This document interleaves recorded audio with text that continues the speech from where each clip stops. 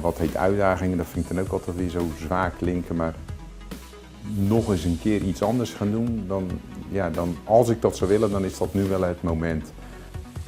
Feitelijk volgt iedereen gewoon het programma, maar wel met zijn of haar eigen leervragen. In mijn geval dan, past dat leidinggeven bij mij?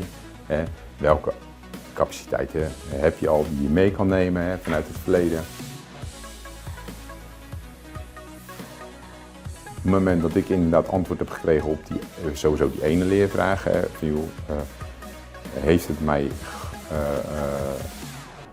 inzicht gegeven of dat het bij mij als persoon past. Dan is voor mij die cursus of die opleiding of leergang wel geslaagd.